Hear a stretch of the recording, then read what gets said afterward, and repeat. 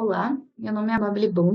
Eu sou pós-doutoranda no programa de pós-graduação em Biodiversidade da FURB e faço parte do projeto Floresta SC, Novas Tecnologias a Serviço da Geração de Conhecimento. Hoje eu vou falar um pouco sobre uma das metas desse projeto, que é entender a mortalidade de espécies arbóreas nas florestas de Santa Catarina.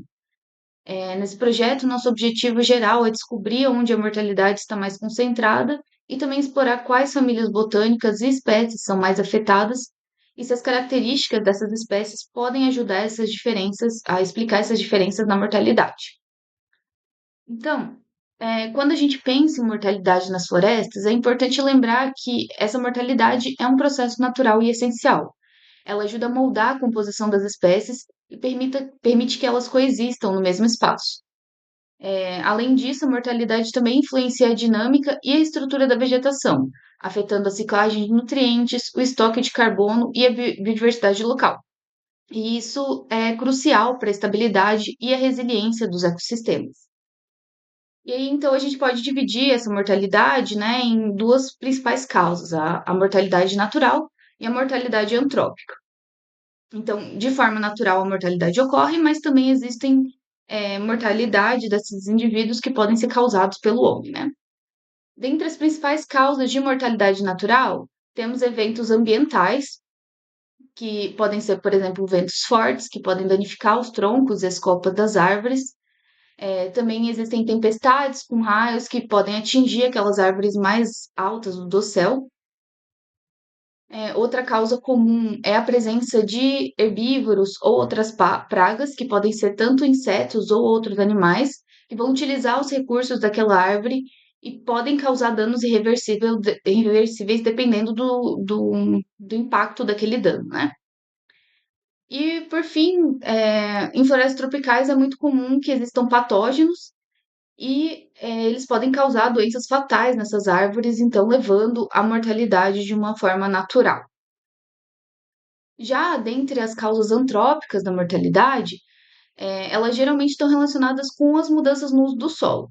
Então, essas áreas florestais, elas podem ser convertidas para alguns outros usos e as árvores podem ser removidas de forma mais comum por corte, né, delas fora daquela área, ou então o uso de fogo para limpar uma área maior.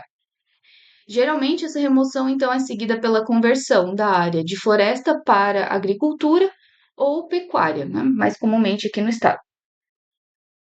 E isso, então, resulta na perda de um grande número de indivíduos e afeta diretamente o equilíbrio daquele ecossistema florestal, porque as árvores que são eliminadas dessa maneira não são árvores escolhidas pontualmente, né? Geralmente a gente retira uma grande área com uma biodiversidade local inteira sendo removida, ou são retiradas algumas espécies específicas que têm algum uso comercial.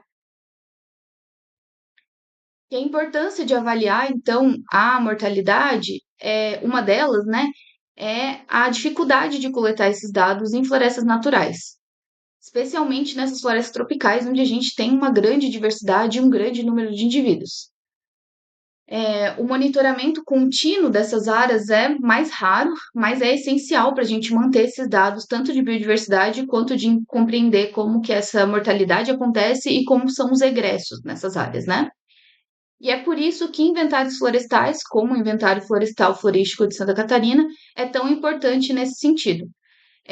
Quando existe essa realização de monitoramentos a intervalos regulares, a gente consegue, então, capturar esses indivíduos mortos ao longo do tempo e as possíveis causas dessa morte, né? Nesse caso, a gente pode, por exemplo, tem esses dados de causas de morte naturais e causas de morte antrópica. E, então, os objetivos desse estudo, né? O que a gente busca responder aqui. Bom, analisar o número e as causas da mortalidade de espécies arbóreas em Santa Catarina, entender como essa mortalidade está distribuída espacialmente no estado, e também avaliar quais as famílias botânicas com maior mortalidade, conferindo qual o status de conservação dessas espécies que são mais afetadas por essa mortalidade, né? Tanto a natural quanto a antrópica. E para fazer essa avaliação, então, a gente utilizou os dados do Inventário Florístico de Santa Catarina, né? tanto dos ciclos 1 e 2, então o primeiro monitoramento e o segundo monitoramento, do projeto Floresta SC. Selecionamos os indivíduos que estavam presentes nos dois ciclos, então a gente criou uma identidade única para conseguir saber quais as espécies tinham em comum entre esses dois ciclos. E aí a gente analisou as que estavam vivas no ciclo 1 e aquelas que estavam mortas no ciclo 2. A gente também considerou os indivíduos vivos no ciclo 2 para que a gente consiga comparar a mortalidade com relação à abundância total dos indivíduos daquela espécie. Assim, a gente consegue calcular tanto o número total de indivíduos em comum entre esses dois ciclos, né? E o número total de egressos. Além disso, a gente também tem essa informação da causa da mortalidade, né? Quanto que foi causado de forma natural e quanto pelos humanos. Então, mostrando um pouquinho dos resultados aqui que a gente obteve, foram entre os ciclos 1 e 2, a gente tem 86.588 indivíduos em comum, e desses 86 mil, a gente teve um número de mortos, né, de egressos, de 7.893 indivíduos. Isso representa 9% do nosso total de indivíduos em comum. Quando a gente olha aqui para as causas, né,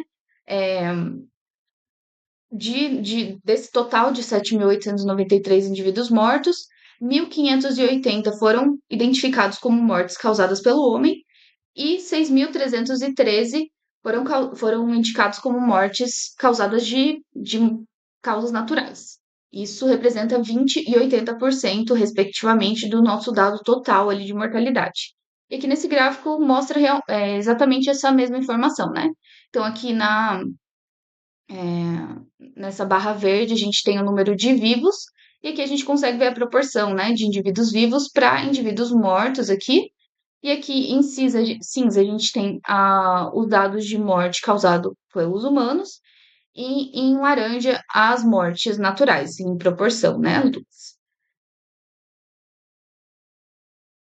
Quando a gente analisa essa distribuição espacial da mortalidade por tipo florestal, aqui no caso a floresta ombrófila densa, né, aqui mais no litoral do estado, a floresta ombrófila mista e a floresta estacional decidual, a gente consegue ver uma maior mortalidade na floresta ombrófila densa, uma mais intermediária na floresta estacional, floresta ombrófila mista, e uma menor na floresta estacional decidual.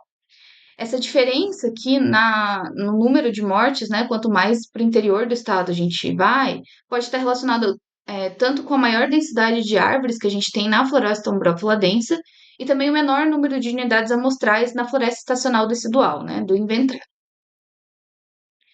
A gente também avaliou esse número de mortalidade olhando para as micro-regiões de Santa Catarina.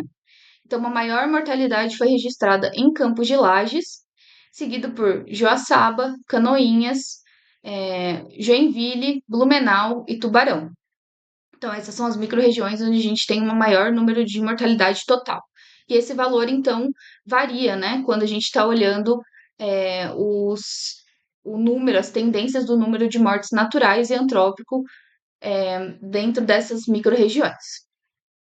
Esses dados, então, estarão disponíveis no nosso relatório mais detalhadamente para serem avaliados. E para mostrar a distribuição dessa mortalidade entre as famílias botânicas, a gente desenvolveu uma aplicação web onde vai estar disponível esse gráfico, né? E que é um sunburst aqui mostrando essas informações que eu já vou mostrar aqui mais detalhadamente, e também outros gráficos que a gente desenvolveu nessa pesquisa.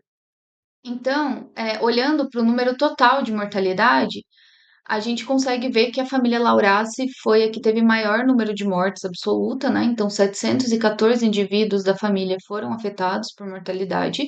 Isso representa 7% da abundância total da família. Então, Laurace tem um número muito grande de indivíduos e 7% deles, então, foi afetado por mortes, né? Foram identificados como egressos. A segunda família com maior mortalidade foi Fabace, com 663 indivíduos, isso representa 12% da abundância total. Asterace foi a terceira família com maior mortalidade, 507 indivíduos, representando 19% da abundância total da família. Ciateace, com 492 indivíduos, representando 11% da abundância total. E, por fim, Dicksoniace, com 447 indivíduos mortos, representando 8% da abundância total da família. E aqui é o que a gente consegue ver, então, essas informações, né? Se a gente olhar aqui em Laurás, a gente vai ter esse 714 ali no N, que é esse dado de mortalidade total. E aqui, então, explorando melhor, né, esses dados, a gente consegue ver o quanto dessa morte foi causada de forma natural e de forma antrópica. Então, 544 foram reportadas como mortes naturais e 170 como mortes antrópicas. E aqui a gente também consegue ver a contribuição de cada espécie dentro desses valores, né? Então, a gente tem, por exemplo, o Cotia pubérula, que é uma espécie considerada vulnerável.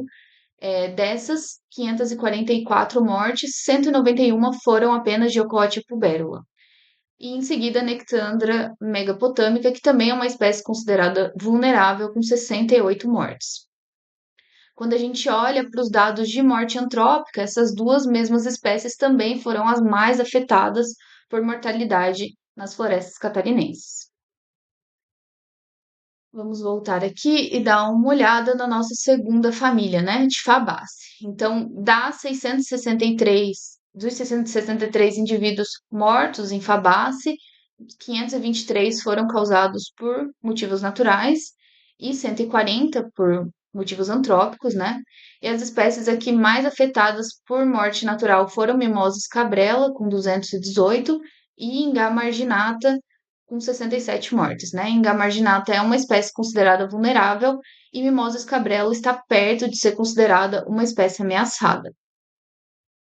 Quando a gente olha então para as mortes antrópicas, aqui a gente tem Macaerium paraguariense, que é uma espécie que não está dentro é, das preocupações ali, né, de conservação, com 25 mortes causadas por motivo antrópico, e Piptadenia gonalcanta, que é uma espécie vulnerável, com 15 mortes.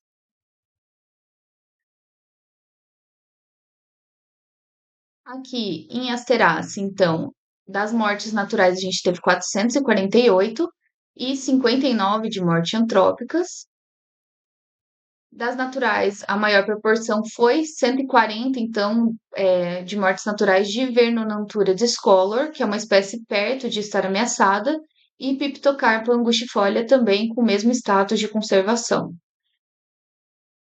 Enquanto as mortes antrópicas também foram dessas mesmas duas espécies, com 16 e 15 indivíduos mortos, respectivamente. E aí a gente tem as nossas duas famílias de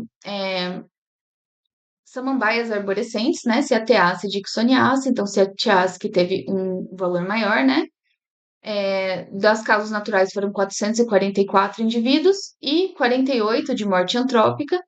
A de morte natural foi mais Alsófila setosa, que é uma espécie considerada vulnerável, e Cyathea phalerata, que é uma espécie não considerada, né? é, ameaçada.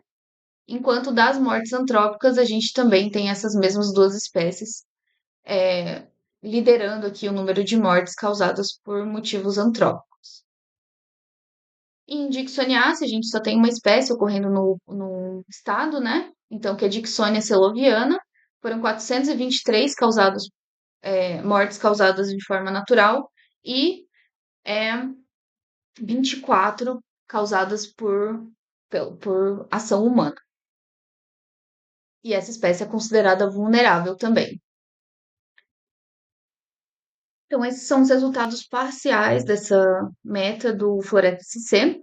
E agora a gente está, então, atualizando o relatório, que logo vai ficar disponível para vocês, com esses dados completos e com informações relevantes sobre a mortalidade de espécies arbóreas em Santa Catarina.